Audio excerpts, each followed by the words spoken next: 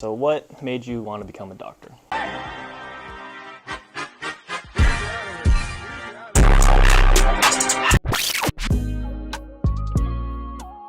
What's good, y'all? It's NWA here, Nurse Pat.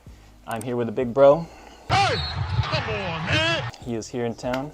What should we introduce you as? Dr. Jevin, Dr. J, Dr. J. Papa Doc. Just Jevin is fine. All right, so I'm gonna be asking him some questions, kind of like interview style, to hopefully help you guys out who are in college still, med students, residents. All right, so what made you want to become a doctor? That's kind of a loaded question. Multiple things. Growing up, we're Filipino, and as these other Filipinos might be aware, the trinity of diabetes, hypertension, and high cholesterol runs, throughout our family, and it has a lot to do with our culture, our food. Anak, you should get some more rice. You look skinny. My parents, my relatives all have these diseases, and I wanted to be able to help and in some way try to help prevent them from having these diseases or the complications from these diseases. Another thing is my mom is a nurse, and we were around the hospital a lot growing up. So being exposed to kind of just patient care and seeing patients come in pretty sick and leave the hospital a lot better was very motivating. I had my own personal kind of health issue back in high school where I was hospitalized with basically it was like a bad bloodstream infection, and I was in the hospital for weeks. Yeah, MRSA. Yeah, I had MRSA bacteremia, and I was discharged with like a PICC line, and I was pretty sick. And just like seeing the care from all the doctors, the nurses, and the healthcare team when I was in the hospital, I wanted to be able to provide that myself, when I grow up. And in college, that's kind of when things started getting solidified through experiences like volunteering at a clinic, shadowing doctors, just studying my prerequisites. I really wanted to apply what I was learning into helping people get better, get healthier, and be able to do the things that they love. So those are kind of some of the few things that motivated me to become a doctor. I could go on, but that's kind of what comes to mind right now. Can you talk a little bit about your journey towards becoming a doctor? Undergrad, studying for MCATs, med school, residency, etc. So I kind of always wanted to be a doctor, like I said, starting at a younger age, like in elementary school, high school, but in college is kind of where things really start getting serious. In high school I wanted to make sure I got into a college that would be able to provide me with the classes and the teaching needed to get into medical school. So I knew that kind of early. So I went to UC Davis, and I majored in exercise biology. I wanted something that I was interested in, as well as could also help me fulfill prerequisites for medical school. So I did that, graduated in 2014, and I took a gap year between college and medical school. I personally did not have enough time to get all the experience needed to kind of bolster my application for medical school, because as some of you may know, getting to medical school is extremely challenging. So I took a gap year. I did a few things. I was a personal trainer at a local gym. I did scribing in the emergency department. I shadowed physicians. So I think that gap year, although it's not the traditional route, I feel like is becoming, or at least is becoming more common amongst It's more the norm. applicants, because it's hard. It's really hard to do all those things while you're in college. So so I did that. Studied for the MCAT. I actually took the MCAT twice, and I applied to medical school. And the thing is, in college, I really didn't have any mentors per se. No one in my family. Well, I guess my grandmother's a physician, but no one that I could really speak to was a physician. So I didn't really know. Yeah, she passed away when we were super young, so we didn't really get to talk to her much. So I kind of had to from research, and also just we had a pre-med advisor on campus, and so I kind of had to base all my knowledge on that. And so I applied to both MD and DO schools. So if you're not aware, both are physicians. MD stands for medical doctor, DO, doctor of osteopathic medicine. Both allow you to practice as a physician. I ended up being accepted at a DO school in Kansas City University. And if you're not aware of the difference between MDs and DOs, that's a whole nother topic. But essentially, it's like you have the medical training as like MD counterparts, but there's a few changes, like we have to learn about osteopathic manipulative medicine, which is mostly focusing on musculoskeletal diagnosis and treatment, and some older practices that are very traditional in the training. So that was on top of Yeah, you guys had to do some chiropractic stuff. Yeah, like that. There's a lot of like comparison. There's a lot of comparisons to like DOs and You learn some cracking. chiropractors. There's some things that are similar, like the cracking, like Patrick was mentioning. But you know, you can choose to incorporate that into your practice or not. But that was kind of just an additional piece of training that we have to do in DO school. So in medical school, I did my first 2 years of preclinical, and then I stayed in Kansas City to do my clinical years for the last third and fourth year. And I decided to apply to internal medicine. I felt like with kind of why I wanted to become a doctor, medicine was kind of, I mean, first of all, there's so many different specialties you can go into within medicine. And also I personally did not see myself going the surgery route, or I did not particularly enjoy my time in the OR as a medical student, so I decided to go the medicine route. That's one distinction that you have to make during your clinical years. So I applied to medicine. I matched at the University of Connecticut for a residency in internal medicine, and I'm currently a third year medicine resident over there, and I'll be serving as a chief resident next year. So what's your final career goal? So my goal is to apply for cardiology fellowship to hopefully become a cardiologist down the line. I think out of all the specialties within medicine, cardiology is what interests me the most. It's what makes most sense for me from a physiologic standpoint, and the diseases within it. As I was mentioning, I was very interested in prevention and basically things that often lead to cardiovascular events. So being able to help patients kind of optimize their risk factors and help prevent them from getting these bad complications, as well as treating them in their worst periods of health. All right, so what are some things that you wish you knew before you started med school? I mean, everyone says it's hard, so I knew that coming in, but it's really like nothing that you've done in college. Like in college, I was able to get away with studying like a few days or a day or two before the exam. In medical school, you have to like study way more. And I think it's really like when they say it's like drinking out of a fire hose, it really is. I mean, there's so much material that you cover in such a short period of time. So that's one thing. And then one other thing I wish I knew is trying to find your study style kind of earlier on. Just because one person does well studying one way doesn't mean it'll work well for you. So, for example, some people are really good at reading textbooks and highlighting everything, and all of it just sticks to them. But for me, I found that things tend to stick better for me when I kind of talk it out with friends, and we kind of study together. I feel like I get way more out of that than some other people do with like studying from the textbook. So trying to find your study style and what works best for you. I think just finding a group of friends that are kind of, with similar interests and have, just being surrounded by like-minded people.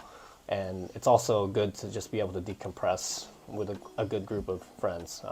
Absolutely. Because, it's hard, and to stay sane, after you have these big exams, it's always good to hang out with your friends and kind of decompress and go do things to, before the next round of studying comes. Right round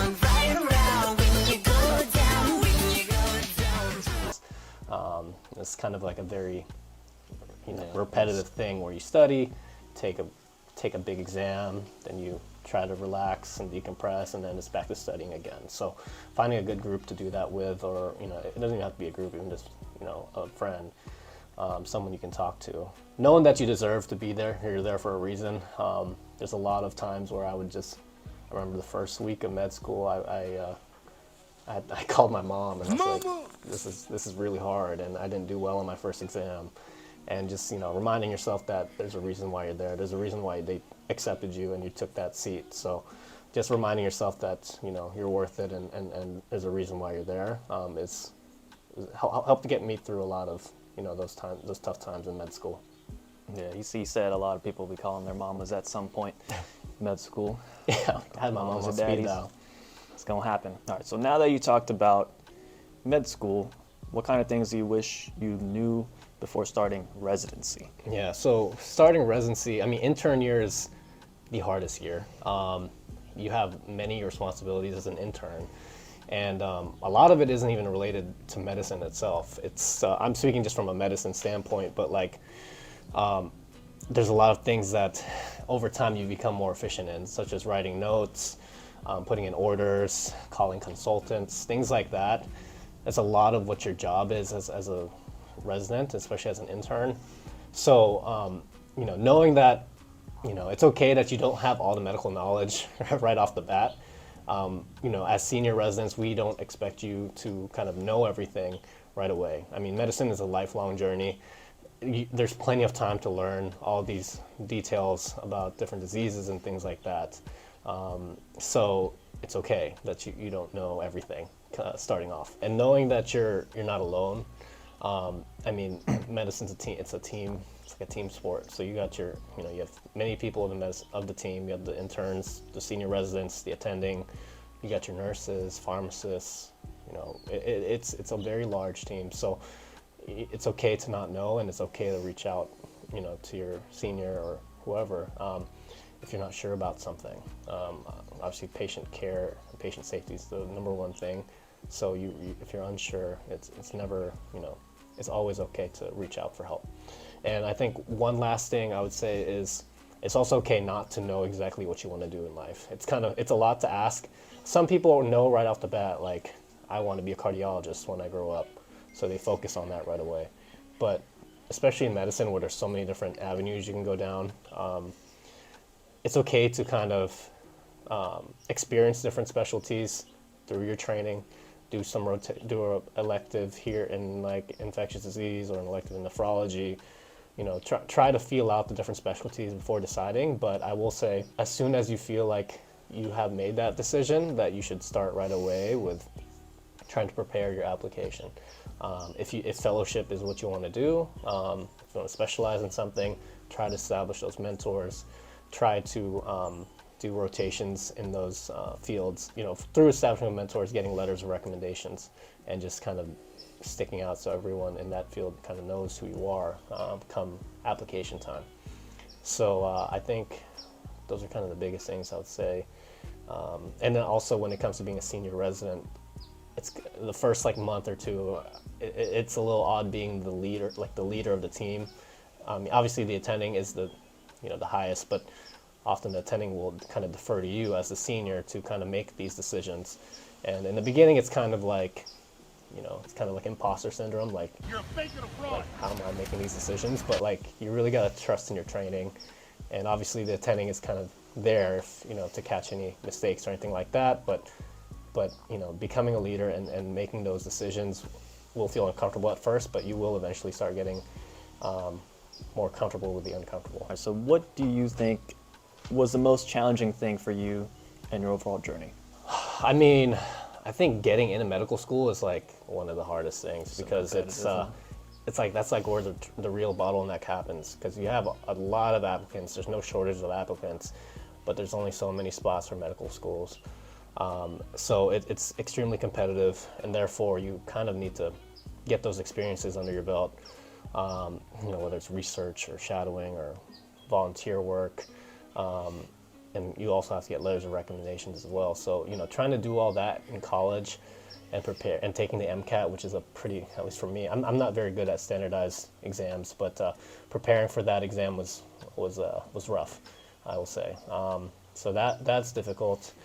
The most challenging part about, I mean, there's different things. So in medical school, it's, you know, you have to take your board exams. Preparing for that is difficult, and it takes a lot of time. For me, being away from home, I was in Kansas City. I'm from California, so being away from home, my support system was hard as well, and realizing that I can't come home for all the holidays and all the celebrations and things like that was a kind of a tough pill to swallow initially. And residency, getting into residencies can also be difficult depending on what specialty you go into. It's really kind of it's like a constant. I don't want to say this. It's like a constant trying to. It's almost like you're trying to prove yourself in a way, and that you have to prepare your application to be as competitive as possible to get in. You said getting into residency. Yeah, depending on what specialty you're going into, obviously. Some specialties are more competitive. But there's always going to be, you still have to apply, you still have to kind of, you know, prepare your application. And then the hard part about being a resident, you're a physician, and although you are training, you're still, you know, you have patients' lives in your hands. So kind of accepting that, and while at the same time knowing that you have support from your attending and your seniors, it's hard. But and the hours can be long in residency as well. At the end of the day, you know, being able to practice medicine, it's truly a privilege to care for patients in their most vulnerable times of their lives is really a privilege. So it's very rewarding. It's challenging, but it's very rewarding, and I think that's what helps me get through a lot of these times. Yeah, and he would tell me all like his shifts and his hours, how much work they have to put in, and it's crazy how much they gotta go through. All right, so if you were to give me a ballpark answer, how often, in terms of hours, would you be studying per day? In medical school, depends. It depends on the week. I mean, we have classes during the day, and like on days where we have classes and we don't have an exam that week, I mean, I'd probably like at least 2 to 3 hours a day after classes, and on the weekends it would be more than that, 4 or 5 hours on the weekends. It's kind of hard to say, it really depends, but on the week of exams, that's where things kind of ramp up, and you study a lot more. And if it's related to studying for board exams, that's even more. So we have like dedicated time to study for our board exams. We have 2 during medical school, and those, I mean, you're given a certain number of weeks to study, and it'd be often I'd spend like 10 hours, 8 to 10 hours a day studying just for the board exam. Shift of study. Yeah, so it's like, you know, studying for boards is very, very time consuming. But yeah, so that, I would say that's kind of ballpark. So outside of work, what are your hobbies and what do you like to do? So, I mean, just like Patrick, I'm very much into fitness. I studied exercise biology in college, and I wanted to kind of apply what I learned to myself and what I tell patients. So I like to work out. Initially, it was more into like strength training, kind of slowly transitioning into kind of more, you know, including more cardio. Outside of work, I have a dog. I have a border collie, and me and my girlfriend like to take her out to the parks and walk her, and you know, just play. So she's a huge stress reliever with work, and you know, me and my girlfriend love doing outdoor activities. In Connecticut, there's a lot of things to do out there in the outdoors, like hiking and kayaking, and you know, just going on walks, things like that. I like doing just as a way to de-stress and spend a day off, and just going to like New York and Boston and eating new food and eating at new restaurants. I enjoy that as well. Connecticut's like right there. Yeah, Connecticut's very drive. central to these big cities, so try to take advantage of it. Yeah. And in terms of fitness, this guy, like, if you thought I was committed, and you know, some nurses would be like, I don't know how you had time to work out, this and that. Like, this guy is able to get up early in the morning before his shifts and still meal prep and everything, despite all of the busyness and the studying and the shifts he has. Like, it's amazing that he's been able to keep up with fitness and still be in great shape. So definitely motivational for you guys, like can be done. Yeah. You just gotta have the right dedication, right commitment, and consistency. Yeah, and that's something that kind of became a habit. Started intern year, and it sucked in the beginning, I'm not gonna lie, but afterwards it became a habit, waking up early, and it's hard, for me at least, it was hard for me to find the energy to work out after work. So doing it before, I also found that it helped with my work day. I had more energy coming into work, and it really helped. So what time would you wake up? Depends. So I mean, intern year was like very early. It was probably like 3:30, 4. Damn. But I mean, that was intern year. And now as a resident, we get to come in a little later to work. So more like 4:30 to 5, depending on what I'm doing. He's become an inspiration to his fellow residents as well, to get them motivated to work out and be fit and everything. I will say it does help having a home gym. I'm a huge home gym advocate, so it just kind of takes away some of the friction that there is to go to the gym. So that helped me a lot. All right, so now for my nursing viewers, explain to me how you'd like someone to call you in regards to their patient, SBAR, etc., when they need something. I think it kind of depends. If a nurse is concerned about their patient, vitals is always important. If it's something that I need to come to the bedside, then having a set of vitals ready by the time I get there is very helpful. Telling me if the patient has, what exactly their symptoms are. I'm having chest pain. If it's a rapid response situation, then finding the nurse who's taking care of the patient, vitals, when were their last, in their normal state of health, what changed, why was the rapid called, if has anything been done yet since by the time I got here, and I think just knowing your patient, as every nurse does, knowing your patient, and you guys are the eyes, the ears of us physicians, so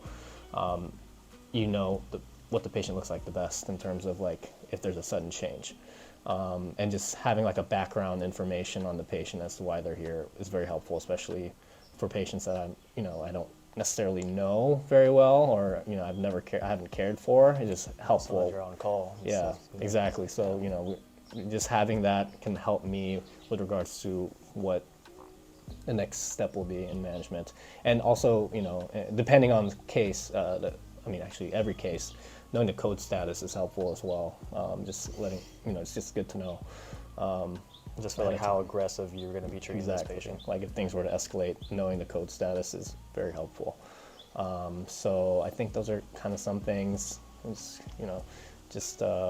That can answer some questions ahead of time for me. If you have a concern about a patient. So basically having your overall picture of the patient, what's going on, what's been done already, and the clear view of the vitals, whether or not you're going to be telling them you order this or something else. Yeah, it really helps with the management, and really helps us in terms of thinking through what's going on. All right, so any final remarks you might want to add? I mean, for people who want to go into medicine, it's tough, but it's very rewarding. So for those who want to get into med school, it can be challenging, but I think finding a mentor or an advisor or someone who's gone through it is very helpful. So kind of what things you can do to better your application. Another thing is to just kind of know your worth. If you're in medical school, if you're a resident, just knowing that you deserve to be where you are. You earned a seat in your program. That it's very easy to fall into this kind of I'm not good enough, this imposter syndrome that we often see in medicine. But just reminding yourself that your hard work got you here, and to trust the process, and everything will work out. I think that's kind of what I would say. Finding a mentor is huge, and just knowing your worth. Awesome. All great advice from all the questions we've asked. especially for people, like you said before, who don't exactly have someone who they could go to for questions and whatnot. These are certain things that, you know, might not get spoken of while you're either going into med school or already in it. So big shout out to my big bro Jevin.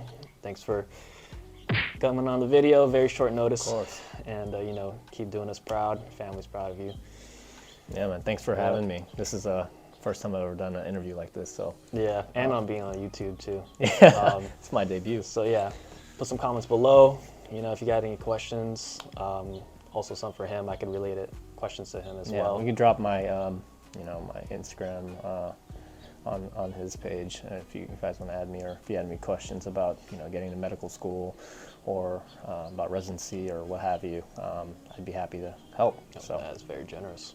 all right. All right, well, like and subscribe if you enjoyed the content. Hit that like button. Hit that like button. Smash that thumbs up All button. right, y'all. Stay safe, stay humble. We out.